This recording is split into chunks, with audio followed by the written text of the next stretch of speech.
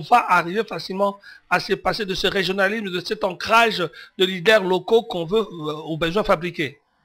Juste un point là-dessus, au Canada, lorsqu'on est unilingue, on a l'obligation d'apprendre l'autre langue. Donc, on se met directement à l'apprentissage de la langue défaillante. Ça, il y a des structures qui existent. Ceci étant dit, si on revient au cas de l'Afrique ou Oui, vous avez le cas chez vous au Cameroun, hein, quand même, il y a le Cameroun francophone et le Cameroun anglophone.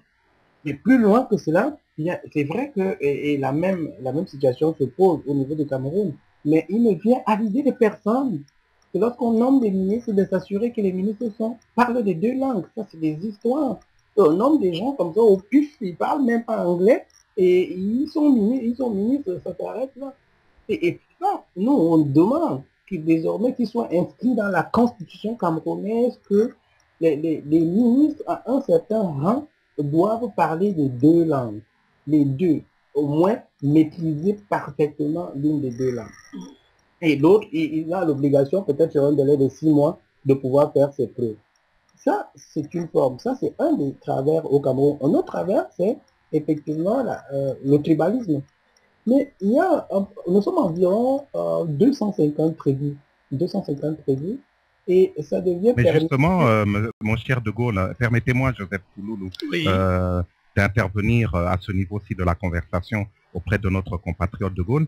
Mais justement, chez nous au Congo, voilà, je n'aimerais pas faire de différenciation parce que je suis un panafricaniste convaincu. Voilà, chez nous au Congo, c'est une richesse. Vous savez, notre pays est immense. Nous avons plus de 400 ethnies, mais nous avons reçu en héritage cette particularité qui fait que nous nous exprimons dans une langue qui est bien la nôtre. Le lingala, par exemple. Le lingala est parlé et compris, du moins, sur toute l'étendue du territoire. Et ça, en Afrique, c'est une particularité. Si je compare, par exemple, avec notre pays frère qu'est le Cameroun, vous voyez, effectivement, il y a une langue qui est parlée sur toute l'étendue du territoire aussi, qui est la langue française, mais cette langue, ce n'est pas une langue africaine, c'est une langue étrangère qui a été adoptée par un pays africain. Et la différence entre le Congo-Kinshasa et tous les autres pays de l'Afrique noire, permettez-moi la familiarité, au Congo-Kinshasa, nous avons cette particularité de parler une langue qui est bien africaine et qui est bien à nous. Vous ne trouvez pas que cette richesse-là devrait être étendue sur tous les autres pays africains et que l'on devrait faire de telle sorte que nous puissions nous exprimer dans une langue que tout le monde pourrait comprendre. Je pense que ce serait Merci à Juan Mena, merci à Christophe De Gaulle sur cet échange autour du modèle, la question linguistique, une question qui est bien sûr centrale. La suite de la grande matinale Pili Pili avec dans ce studio notre ami Mahmoud Djama. Bonjour Mahmoud. Bonjour Joseph, merci pour l'invitation. 10h, 11h.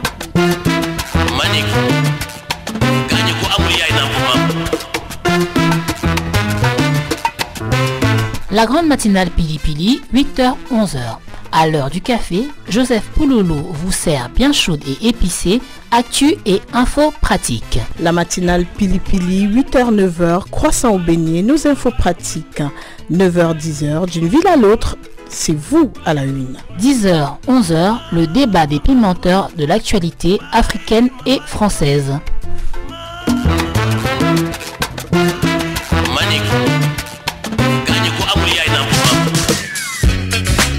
Et oui, voilà donc la suite de la grande matinale Pili Pili avec Mahmoud Djama qui est avec nous. Mahmoud Djama et Djiboussia. Et Mahmoud Djama, nous allons partir du côté du Djibouti, un pays qui mérite d'être connu. Hein. En deux mots, le Djibouti, c'est 800 000 habitants sur 27 000 km². Une ancienne colonie française qui a accédé à l'indépendance en 1977, c'est ça? Exactement, Joseph. Il y a juste peut-être, comme le système actuel à Djibouti, malheureusement, ne fait pas très bon au niveau stade. Les données, le recensement, je pense que ça varie entre 800 000 et 900 000. Voilà, aux alentours là. Donc, à part ça, le reste, C'est correct. Alors, le Djibouti, donc, colonie française, langue française, mais un pays, c'est juste un petit État qui aurait normalement pu facilement s'annexer comme une province dans des pays qui l'entourent. Combien de pays entourent le Djibouti? Il y a 3 pays qui l'entourent Djibouti. Il y a l'Éthiopie, principalement, parce que tous les... Au nord. Voilà, au nord. Il y a également l'Érythrée, et il y a la Somalie au sud. Donc il y a 3 pays qui l'entourent. Djibouti est également situé à un point géostratégique, là où ça passe presque 40% du commerce mondial, la mer Rouge. Donc c'est un pays situé, bien situé, on va dire, là où elle est. Et il y a, c'est un pays également, c'est une plateforme militaire. C'est les pays où il y a stationné les plus grandes bases militaires au monde. Il y a les bases militaires françaises, il y a américaines, japonaises, il y a également, il reste que les Russes, il y a la Chine. Oui, mais pas encore les Russes. Hein. Il y a les Allemands, il y a également les Espagnols, donc l'Union européenne, on va dire. Voilà, donc c'est un pays qui est vraiment situé à la porte de la mer Rouge et qui est vraiment stratégique. Donc, mais malheureusement écrasé par une dictature vieille de 38 ans qui s'est transmise d'une manière héréditaire, comme partout malheureusement en Afrique on voit en ce moment, ouais. Comme Togo, voilà. Comme au Gabon. Comme au Gabon, l'ancien président qui était c'était pas lui le père de l'indépendance, mais il s'est octroyé le père de l'indépendance, a transmis il n'avait pas d'enfants. Il n'avait pas de descendants, donc il a transmis les plus proches, qui était son neveu, qui était aussi l'homme de sécurité depuis l'indépendance, qui était le directeur du cabinet, le chef de cabinet, qui était également le chef de la sécurité, parce qu'il y avait 2 postes, il cumulait 2 postes, et qui avait la main. Le ministre de l'Intérieur n'avait aucun pouvoir à Djibouti à l'époque, c'était lui qui décidait. Donc voilà, qui a pris le pouvoir après son oncle. Alors évidemment, aujourd'hui, c'était un peu difficile, quand, comme vous, Mahmoud Jama, militez dans l'opposition, de parler de ce pays, parce que nous, de vue de l'Occident, ce qu'on lit, c'est les chiffres de la croissance. Et on semble nous dire, il y a de la croissance au Djibouti, donc forcément, les gens y vivent bien. Exactement. J'ai écrit il n'y a pas si longtemps un petit papier sur ma page Facebook, où j'ai expliqué un petit peu la croissance à Djibouti, de quoi consistait réellement.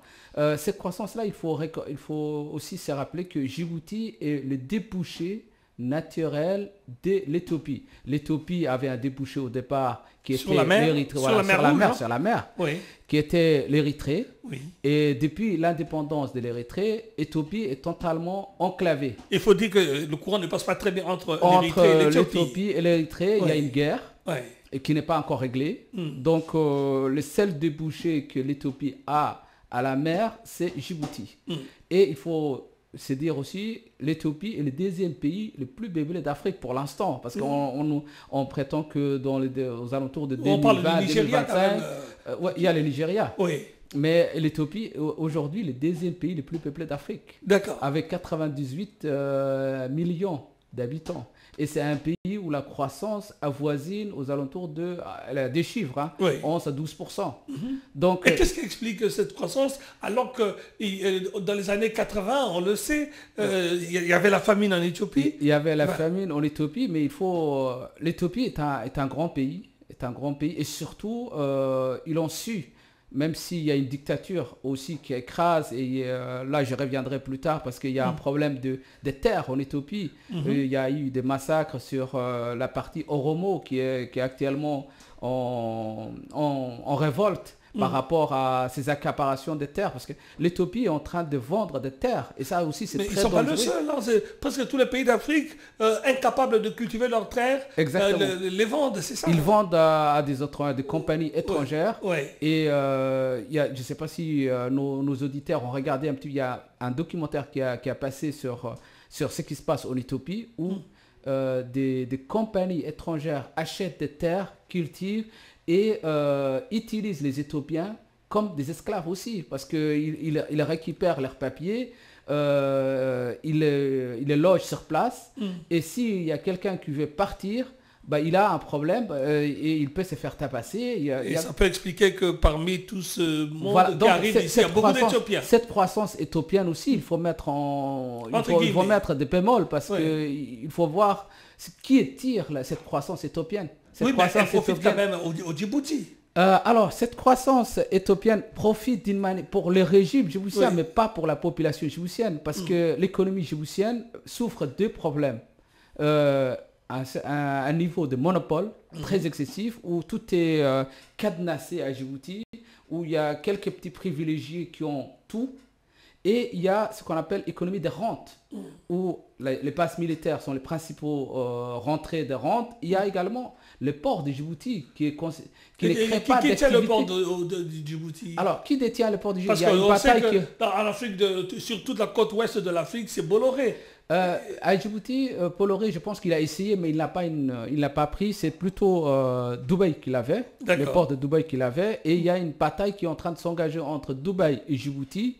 La première partie a été gagnée par Dubaï, Djibouti avait signé un bail de 20 ans à Dubaï pour gérer le port de Djibouti. Et là, ils veulent revenir sur cet accord en disant qu'il y a eu des problèmes de malversation et de corruption. Vous imaginez un peu le régime djiboutien qui parle qui traite des ordres de Colombie. Donc, en fait, la vraie problématique qui a eu lieu, c'était un homme d'affaires djiboutien qui s'appelle M. Boré, qui a joué les intermédiaires, celui qui a amené en fait le Dubaï, parce qu'il y avait beaucoup de relations avec les pays du Golfe. Et c'est lui qui avait ramené le port de Dubaï à s'intéresser à Djibouti. Cet homme est en conflit avec le régime djiboutien. D'accord. Et Djibouti avait demandé à Dubaï, parce qu'il résidait à Dubaï, de l'expatrier. C'est que Dubaï a refusé de faire. Donc la bataille qui se lie maintenant aux corruptions et machin, généralement c'est plutôt la pression que Djibouti veut mettre sur Dubaï pour l'extradition de ces messieurs. Et c'est M. Boré, et qui a ramené le régime djiboutien à s'attaquer la compagnie au monopole de Dubaï sur ça. Ouais. Et en fait, elle veut transmettre, il y a une partie, elle veut vendre à la Chine. Djibouti, elle veut vendre ses parts aussi. Là, elle a vendu ses parts à la Chine. Il y a un consortium de Chine qui s'intéresse aussi à prendre le port. Oui, justement, c'est ça la question. On a l'impression que Djibouti est prêt à tout donner à la Chine, vu ce qui se passe du côté de l'Éthiopie, où ça semble marcher. En fait, la Chine est en train de créer son usine de production en Éthiopie. D'accord. Et donc un peu comme la Chine elle-même qui est l'usine de production de l'Occident. De l'Occident, voilà. Exactement. Donc elle veut créer, du moment que la Chine a bien vu, elle a une stratégie bien définie, qui est les matières premières sont en Afrique. Oui. Donc il faut créer son usine le plus proche, c'est-à-dire en Éthiopie, un des pays les plus peuplés, et en plus ça, qui était, comme vous avez rappelé tout à l'heure, il y avait la famine, c'était un pays pauvre, donc c'est une ressource, on va dire, des ressources facilement malléables, où on peut faire ce qu'on veut. Donc, elle installe avec les salaires minimums les plus bas possibles. Et une fois qu'elle installe son usine de production en Éthiopie, il faut un débouché. Un débouché pour l'exporter. Et comme j'ai parlé tout à l'heure, 40% du commerce mondial passe par cette route de la mer Rouge qui va au canal de Suez. La Chine veut récupérer le port de Djibouti. Et justement, cette mainmise de la Chine, vous, les opposants, vous aurez pu les utiliser pour sensibiliser l'Occident. Comment votre message a du mal à passer en Occident? L'Occident a une vision très court terme. Très, très, très court terme. Donc, il a des intérêts pour l'instant et ils ne veulent pas compromettre ses intérêts immédiats. Ils n'ont pas une vision plus large et plus peut-être dans l'avenir. La Chine est en train de mettre à Djibouti 10 000 hommes. Ce qui est au-delà de tout l'arsenal, toutes les bases de qui sont présentes chez vous. Base militaire occidentale à Djibouti. Donc c'est un danger, mais l'Occident pour l'instant, ils veulent s'accommoder à garder Guélé parce que pour la stabilité, parce qu'il faut se rappeler aussi que cette corne de l'Afrique est une zone très troublée et Djibouti fait d'office d'un îlot de stabilité à cette région. Et on est même étonné parce que quand on voit ce qui se passe du côté de la Somalie, on se dit mais comment est-ce que vous n'êtes pas contaminé, parce qu'il y a quand même les populations djiboutiennes sont originaires à la fois de l'Éthiopie et de la Somalie. Exactement. Il y a eu des attentats à Djibouti, il y a eu des attentats que nous, on considérons que ça a été manipulé plutôt par le régime djiboutien pour un peu museler un peu plus l'opposition. Mais il y a de certains soupçons que le régime djiboutien, ça joue à peu près comme le régime apparemment mauritanien. Qu'on soupçonne qu'il a des liens avec Al-Qaïda. Et Djibouti, on soupçonne qu'il a des liens avec le Chebab somalien, avec Al-Qaïda. Donc ça leur laisse un peu tranquille. Tant que ça leur fasse... il leur donne un couloir pour passer un couloir et des liens comme ça, parce que ces pays-là, il faut voir que les Chebab somaliens, ils pourraient faire ce qu'ils voulaient à Djibouti. Ils auraient pu attaquer, ils auraient pu créer des attentats, mais bizarrement, ce n'est pas vraiment le cas. Donc, pour finir sur cette carte postale de Djibouti, Omar Guelleh vient d'être réélu. Il vient être reconduit. Il va être reconduit. Oui, mais personne n'a contesté son élection. Tout s'est passé, en tout cas du point de vue occidental, les observateurs ont noté qu'il n'y avait pas de problème. Les observateurs de l'Union européenne n'ont pas été déjà acceptés. L'Union européenne voulait envoyer des experts, pas des observateurs. Et Djibouti avait refusé les experts de l'Union européenne. Les seuls observateurs qui étaient là, l'OIF ne l'avait pas envoyé. Les seuls observateurs qui étaient présents, c'était l'EIA. Et lorsqu'on lit leur rapport, c'est un rapport totalement contradictoire. Ils ont listé tout ce qui n'allait pas dans cette élection, où ils disent très clairement qu'il n'y a pas de... Normalement, ils ne devraient pas valider cette élection, vu toutes les problématiques qui ont eu lieu. Mais notamment l'accès aux médias. Conclusion, ils ont considéré que c'était un scrutin transparent et qui méritait d'être validé et félicité Djibouti. Bon. Donc c'est ça la politique. C'est non seulement ça la politique. En plus, ça, ils ont parlé, c'est un rapport où on peut se demander les sérieux, parce qu'ils ont parlé, la plupart des bureaux, ils ont déjà accès à 124 de 452 bureaux, donc ce qui veut dire que c'est même pas la moitié, ils ont accédé. Et la moitié, ça veut dire que c'est ces bureaux-là où le régime djiboutien a été, on va dire, les bureaux modèles. On les a visités, les bureaux. Et là, ils ont relevé tout ce qui n'allait pas. Et en plus, ils ont dit, la plupart des bureaux qu'ils ont visités, et ils ont dit, la plupart, 39%. Vous imaginez un peu, la plupart, lorsqu'on vous dit, vous attendez un peu la majorité. Bien sûr. Et lorsqu'ils écrivent 39%, il y a quelque chose qui ne colle pas. Donc, on se pose même la question, c'est sérieux de ces rapports avec ces genres de contradictions. Donc, c'est un rapport où l'OIA, malheureusement, les observateurs de l'OIA, ils sont discrédités sur ce qui s'est passé à Djibouti. Mahmoud Djama, membre de l'opposition djiboutienne, vous êtes installé en France, vous êtes notre invité. La suite de cet échange.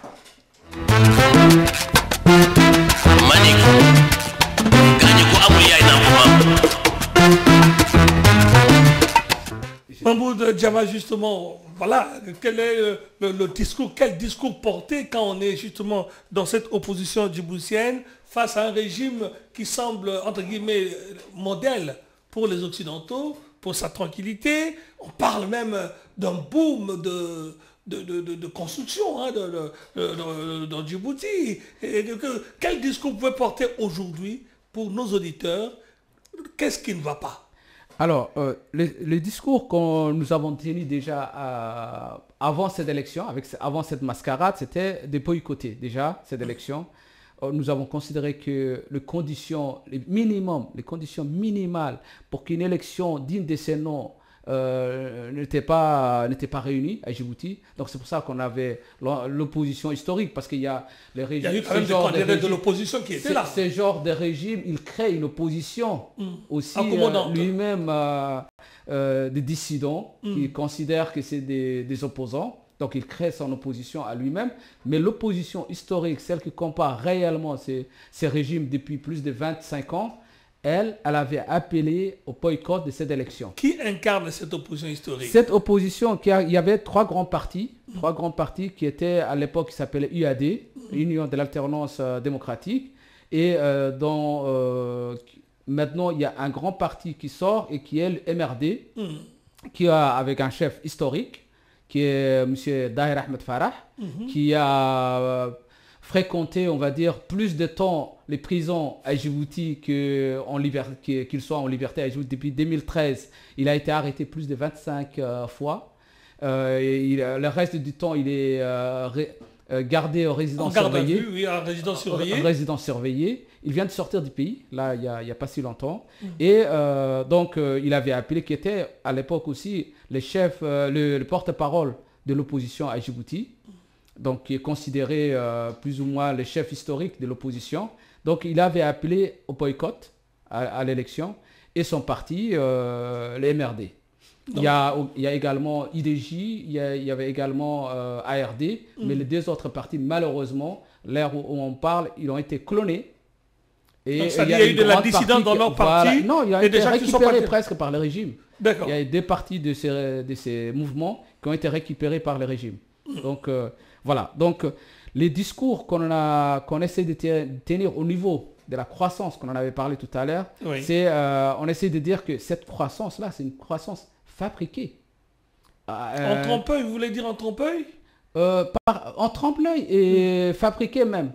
Poussée pour que on manipule les chiffres pour faire croire qu'il y a une croissance djiboutienne, alors que réellement, c'est plutôt les transits de croissance éthiopienne qui passent, parce qu'on calcule avec le volume de transit qui passe par le port de Djibouti, on considère que c'est une croissance à Djibouti, alors qu'en réellement, c'est une croissance plutôt de l'Éthiopie. Bien sûr. Et cette croissance, tout à l'heure, je disais, cette croissance de l'Éthiopie, c'est plutôt une croissance chinoise aussi. Donc, il faut avoir ces schémas-là en tête. Donc, on dit qu'à Djibouti, comme vous avez rappelé tout à l'heure, il y a de grands projets qui ont une stratégie derrière, une stratégie chinoise derrière, parce que Djibouti a dépassé déjà le seuil d'endettement.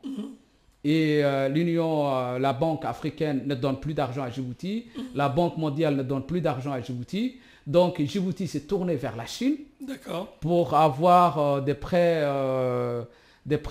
qui peuvent mettre l'instabilité, la sécurité du pays vraiment en danger. Donc ces prêts-là, la Chine a une stratégie, comme je disais tout à l'heure, pour récupérer les ports de Djibouti. Donc ils ont engagé de grands projets. Par exemple, le port de Djibouti, il est utilisé, on va dire, au maximum à 60% de sa capacité. Parce qu'on en avait besoin de construire 2 autres ports à Djibouti. Il y a un problème, effectivement, à Djibouti pour le transport des marchandises en Éthiopie, mais ce n'est pas le port. C'est le port de Djibouti c'est plutôt les routes qu'il fallait créer. Donc, il y a un mauvais diagnostic, il y a un mauvais gouvernance à Djibouti qui endette les pays sur des projets qui n'apportent rien. L'aéroport, c'est pareil, on est en train de dire on va construire 2 autres aéroports, alors que l'aéroport à Djibouti, tous les 4 heures, il y a peut-être une malheureuse avion qui atterrit. Donc il faut déjà utiliser les capacités du pays, et lorsqu'on veut développer des choses, il faut utiliser les besoins. Si on n'a pas le besoin de construire des ports ou d'aéroports, on ne construit pas de ports et d'aéroports. Par contre, si on a besoin... Là, il y a... Oui, mais pour la vitrine internationale, ça marche. Et il y a toujours des investisseurs, même si l'Occident n'est pas partie prenante, mais la Chine... Oui, il y a des investisseurs. Mais qu'est-ce qu'il y a derrière cet investissement? On endette les pays à un point où elle ne peut plus rembourser ses dettes et après derrière on récupère ce qu'il y a les d'intéressant, éléments, voilà ce qui est intéressant de ces pays. Et le seul intéressant à Djibouti, c'est les ports. Ouais. Donc la Chine, elle a une visée sur les ports de Djibouti. Donc, et vous voulez attirer l'attention de l'Occident. Je pose ma question, comment arriver à attirer l'attention quand les indicateurs occidentaux qui sont là, qu'on voit, montrent qu'il y a une stabilité et il y a une croissance? Il y a, là, j'ai les chiffres du PNUD, qui est un organisme international, qui n'a aucun lien avec l'opposition. Oui. Et les chiffres qu'il annonce sont, les indicateurs économiques de Djibouti sont tout en rouge. Ah, d'accord. Qu'on parle donc, rien à voir avec ce que avec ce que le régime raconte. Oui. Elles mettent même la croissance que le régime djiboutien parle de 6%. Les PNUD mettent 4,8%. 4,8, elle parle d'un chômage à plus de 60%. En même temps qu'elle parle à la croissance de 4,8, elle met entre parenthèses ce qui contraste avec la pauvreté extrême de la population. La pauvreté extrême à Djibouti, elle est de 42,2%. La pauvreté relative, elle est de 80%. Donc, il y a un problème d'alphabétisation, il y a un problème de... Et il y a également tous les autres indicateurs, indice de développement humain, oui. qui est également... Et le Djibouti est en quelle position? Alors, elle est à 168 sur 176 pays. D'accord. Voilà, donc on ne parle pas de la démocratie, de la liberté, tout le reste, c'est... Donc c'est là qu'il n'y a pas de transparence. C'est un des pays les plus corrompus de la planète. Oui, donc il y a vraiment nécessité... Le seul point que le gouvernement djiboutien s'appuie, et j'ai vu pendant l'élection, c'était la croissance. Oui. Alors que cette croissance-là, il y a trois indicateurs qui indiquent les croissances. Il y a la consommation, l'exportation et les investissements. Donc, la consommation à Djibouti, le niveau de vie est tellement bas que ce n'est pas la consommation qui tire. Elle joue sur les deux autres. L'exportation à Djibouti, la balance commerciale de Djibouti est négative. Mais du moment que les ports de Djibouti transitent, le commerce est au bien, c'est considéré comme si c'était pour Djibouti. Donc c'est plutôt ça qui tire. Deuxième point, c'est les investissements. Les investissements, lorsqu'on investit sur des projets, de toute façon, qui n'apporteront rien à la population, à la population, mais pour le monde, c'est compté comme de croissance. Ouais, donc voilà. Au monde de revoir ces paramètres. Voilà.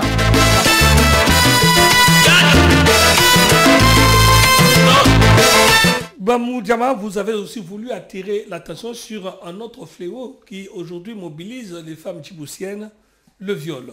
En tout cas, jusque-là, on ne parlait pas de vous. Il y a deux pays qui sont pointés du doigt, la Centrafrique et la République démocratique du Congo. Depuis quand ces viols sont là et pourquoi seulement maintenant pour attirer l'attention dessus? Ces viols ont débuté avec la guerre. Il y a eu une guerre fratricide à Djibouti avec un rébellion qui s'appelait Fruit. C'était la première, c'était dans les années 90-91. Où le reste de l'Afrique commençait à se démocratiser à Djibouti, le régime djiboutien était enfermé. Donc les premiers gens qui ont essayé d'amener vers la démocratie ont été chassés, ce qui a amené une rébellion. Et depuis cette rébellion, en fait, le régime djiboutien a utilisé, pour affaiblir cette rébellion, la population civile. Et, cette population civile qui était maltraitée... Un peu comme des milices. L'armée djiboutienne, malheureusement, s'est transformée à cette période comme une armée d'occupation. D'accord. Comme une armée d'occupation. Dans les zones où cette guerre a eu lieu, c'est-à-dire le nord de Djibouti. Et elle a, pour mater cette rébellion, elle a utilisé la population civile et surtout les femmes proches, soupçonnées, proches de ces rébellions.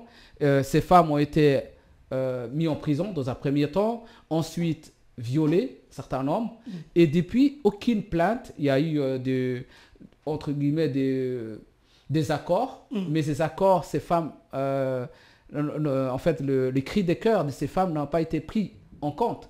À Djibouti, c'était comme si ces femmes ont été ignorées et on ne pouvait absolument pas... c'est comme si on attaquait l'armée. Le fait de dire qu'il y a des éléments violeurs dans l'armée est vécu à Djibouti comme si c'était une attaque contre l'armée. Donc, on a fait taire ces femmes et surtout, aucune plainte n'a abouti. Donc, depuis ce temps-là, ces femmes essayent de faire aboutir leurs plaintes, que ce soit en France, à Djibouti, et malheureusement, il n'y a pas de succès. Donc, là... Vous voulez dire que les responsables de cette armée, ceux qui ont couvert ces viols, sont encore en poste? Il y a certains qui sont en poste, d'autres qui ont été promis, d'autres même s'il y a certains qui sont peut-être plus là, mais en tout cas, il y a la majeure partie ont été peut-être même promis et un certain nombre de ces responsables sont très bien protégés par le régime. Donc, c'est très difficile pour les femmes. Déjà, elles ont été victimes et on leur reconnaît même pas le droit d'être victime. On leur traite de mensonges et on essaye d'introduire également une notion qui est tribale. Mais il y a quand même, est-ce que la notion du temps, pourquoi avoir pris autant de temps avant de commencer à parler de ces viols? Parce qu'on les suit dans les années 90. Est-ce que depuis les choses n'ont pas changé à Djibouti? Malheureusement non, parce que même les autres militantes maintenant, ça c'était à l'époque des rébellions, mais maintenant dans l'opposition, lorsque des femmes manifestent, elles sont molestées, elles sont violées, elles sont tabassées. Donc c'est quelque chose qui est ancré maintenant dans l'esprit d'un certain nombre de militaires, que ce soit dans la police ou dans la gendarmerie, ou même dans l'armée. Cet esprit de maltraitance des femmes est intégré maintenant, alors que nous n'avions pas cette habitude de traiter. Nous sommes un pays... vos sœurs, il faut dire. Exactement, c'est une manière de déshumaniser l'autre, l'adversaire. Donc lorsqu'on viole, lorsqu'on attaque les femmes, c'est le noyau d'une société. Les femmes sont le noyau d'une société. Donc lorsqu'on attaque ces femmes, ça veut dire on déshumanise l'adversaire. Et ça peut amener derrière, c'est des étapes, ça amène derrière ce qu'on appelle des massacres en masse. Il y a eu un massacre qui a eu lieu à Djibouti le 21 décembre 2015. Avant, il y a eu également un autre massacre en 1999 à Arhiba. Là, c'était à Balbala, à Bolboro. Donc, c'est l'armée djiboutienne. C'est devenu une méthode de travail de cette armée. Voilà, exactement. Et c'est celle-là qu'il faut mettre en cause. Et c'est là que les femmes mettent l'accent. Ce n'est pas l'armée djiboutienne en tant que telle qui est attaquée, mais c'est des éléments de cette armée qui discréditent cette armée. Et ils essayent de faire monter également, comme je disais tout à l'heure, en introduisant des problèmes claniques, des problèmes tribaux, en disant que l'armée, les gens qu'on attaque, c'est pas l'armée en tant que telle, c'est pas des éléments de l'armée, mais c'est de telles tribus qu'on essaie d'attaquer. Et là, on essaie de discréditer ces femmes en disant qu'il y a derrière, il y a de volonté politique, il y a une volonté de visée politique qu'on essaye de faire monter. Alors que réellement, il s'agit d'un problème social, un problème des femmes qui ont été violées, et il faut absolument régler ces problèmes. Alors évidemment, il y a eu quelques actions coup de poing en région parisienne, notamment à Arcueil. Il y en a eu aussi dans certaines villes en province en France. Est-ce que vous avez eu l'impression que vous avez été entendu? En France, et c'est pour ça que ça a été arrêté en France, il y a eu un écho médiatique, un écho. Il y a eu également... C'était quand même une grève de la faim de la part exactement, un écho populaire. Il y a eu beaucoup de Français qui ont montré leur solidarité. Il y a également des députés, il y a également des responsables des ONG en France et internationaux qui se sont intéressés aux problématiques. Il y a un collectif apparemment qui est en train de se créer en France. Donc c'est là que c'est... Et c'est très difficile parce qu'il faut reconnaître pourquoi les femmes sont arrivées. Parce que faire des grèves de faim, c'est une extrême violence, une extrémité. C'est lorsqu'il y a tous les autres moyens n'ont pas fonctionné, qu'on arrive à cette table-là. Donc, ces femmes-là, elles ont risqué leur santé. Bien sûr. Il y a 2 qui ont été évacuées d'une manière, parce que leur santé était en danger. Donc là, elles ont repris en Belgique pour attirer l'attention des médias et du peuple. Et du peuple belge, et de l'Union européenne également, pour attirer l'attention. Donc il y a 10 autres femmes qui ont pris le relais. Le relais de 10 femmes qui étaient à Arcueil en France. Il y a 10 autres femmes qui ont repris le combat. Et je pense que ça va faire encore dans d'autres pays. Il risque d'avoir ce type d'action pour amener à la communauté internationale de montrer le vrai visage du régime djiboutien aussi. Parce que si ces militaires ont violé, c'était un ordre. J'ai entendu quelqu'un qui m'avait dit un jour, à l'époque où il y avait l'opposition Free d'Armée, le président qui est actuel, le président Guélé, avait dit la guerre c'est rien, mais vous allez voir, on va vous déshumaniser. On va vous faire ce que vous ne pouvez pas imaginer. Donc je pense que c'était une volonté réelle de faire mal. Et de faire peur aussi. De faire peur toute une population. En fait, de terroriser la population djiboutienne, surtout dans le nord. Le nord de Djibouti est depuis 1991 considéré comme une zone militaire. L'opposition n'a pas accès. Il n'y a que le candidat, là par exemple l'élection présidentielle, même c'est le candidat que lui il en a fait, il n'y a aucun candidat qui s'est promené dans le nord. Aucun candidat qui s'est dit opposant, qui s'est promené dans le nord. Nous n'avons pas accès. Notre parti, un grand parti qui est installé à Djibouti, n'a pas accès dans le nord. Nous avons des militants, mais on ne peut pas créer le leader de l'opposition. Il ne peut pas se déplacer. Il ne peut pas se déplacer parce qu'on va lui dire, c'est une zone, si vous allez, il risque d'avoir une balle perdue. Donc c'est une zone de guerre. Alors évidemment, vous êtes dans cette opposition. Est-ce que vous avez la facilité de faire des navettes entre la France et Djibouti avec votre statut, surtout qu'on vous voit, parce que vous n'écrivez plus, mais on vous voit sur les écrans de télévision, vous passez sur nous, on vous retrouve sur les réseaux sociaux. Qu'est-ce que vous devenez dans ces conditions-là? J'écris pas mal aussi, j'écris pas mal et j'écris sur des blogs. À Djibouti déjà, comme je vous disais, le responsable de l'opposition, il a vécu depuis 2013 qu'il est retourné à Djibouti, il a été arrêté plus de 25 fois. Donc c'est quelqu'un qui est très connu, que ce soit à Djibouti ou à l'extérieur, et entre guillemets qui devrait être un peu plus protégé. Moi, même si je suis connu en France, je ne suis pas vraiment très connu aussi dans les autres pays, dans les chancelleries occidentales. Si je vais à Djibouti actuellement, si je rentre en tant que Djiboutien, je risque d'aller directement en prison. D'accord. Et si j'essaye de partir, parce que moi je suis franco-djiboutien, si je fais en tant que Français, je risque même pas d'atterrir, si j'atterris à Djibouti, je risque d'être réenvoyé dans l'avion suivant. Parce que c'est déjà arrivé à une fille qui a manifesté peut-être 1 ou 2 fois. Ce n'est pas quelqu'un qui parle comme moi, ce n'est pas quelqu'un qui est visible comme moi.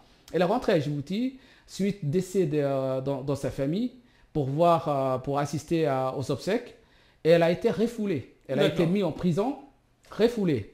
Il y a également des journalistes. Si vous dites aujourd'hui, Joseph, je vais aller à Djibouti en tant que journaliste, déjà vous n'aurez pas de visa. D'accord. Pour commencer. Il y avait des journalistes PPC qui ont été refoulés à Djibouti. Il y a des journalistes indépendants qui ont été refoulés à Djibouti. Et c'est le fait il y a certains, un journaliste m'avait dit, il est parti là-bas en tant que touriste. Il n'a pas dit qu'il était journaliste. Mais ils sont renseignés, ils l'ont vu qu'il était un journaliste. Et depuis, ils l'ont arrêté, ils l'ont gardé 2 jours en prison et ils l'ont refoulé. D'accord. Et c'est un Anglais, c'est un journaliste anglais. Donc, déjà, le journaliste après derrière, il m'avait dit, on n'a jamais vu ça en Afrique. Même dans les autres pays en Afrique, on parle de dictature. Vous êtes la Corée du Nord de l'Afrique. C'est un pays qui a à peu près, l'autre Corée du Nord, c'est l'Érythrée, qui est juste à côté. Mais Djibouti et Érythrée sont les Corées de l'Afrique, Corée du Nord de l'Afrique. C'est des pays fermés où il y a... L'Éthiopie, on peut dire ce qu'on veut, c'est une dictature, effectivement. Mais les journalistes, même djiboutiens, arrivent à aller en Éthiopie, on ne les arrête pas. Alors qu'à Djibouti, ils sont arrêtés. Ils ne peuvent pas couvrir aucune action de l'opposition ou même de la société civile. Si vous promenez avec votre portable allumé à Djibouti, on risque de vous l'arracher et de vous mettre en prison. Donc c'est un pays totalement fermé, hermétique et malheureusement écrasé par une dictature. Merci justement Mahmoud de nous parler de ce pays parce que ce genre d'espace fermé, ça ne doit plus exister au XXIe siècle. Exact. Il faut que les gens puissent échanger, mais ce sera toujours un bonheur de vous recevoir ici pour parler, pour présenter ce qui se passe en Somalie. Je rappelle pour ceux qui, comme moi, ont fait leur classe dans les années 70, c'est ce qu'on appelait dans le temps le territoire des Afars et Issa. Oui, c'était aussi une stratégie, une stratégie c'était à l'époque où il y avait des volontés d'indépendance, donc ils avaient peur aussi, je pense, que les Djiboutiens se rattachent à la Somalie. Donc c'était pour écarter la Somalie. Si on avait dit qu'il y avait des Somaliens qui étaient à Djibouti, ça aurait pu amener, parce qu'avant, qu'on appelle les territoires des Afars et des Issa, c'était la côte française des Somalies. Voilà. Donc c'était une évolution qui a été... Mais à Djibouti, nous considérons, nous en tout cas dans l'opposition, tous les Djiboutiens ont leur place à Djibouti, quelle que soit leur ethnie, quel que soit leur clan, quelle que soit leur tribu, ils ont leur place à Djibouti. Merci Mahmoud, mais on pouvait rêver de meilleures conclusions que celle-là. Merci d'avoir été avec nous. Merci Joseph.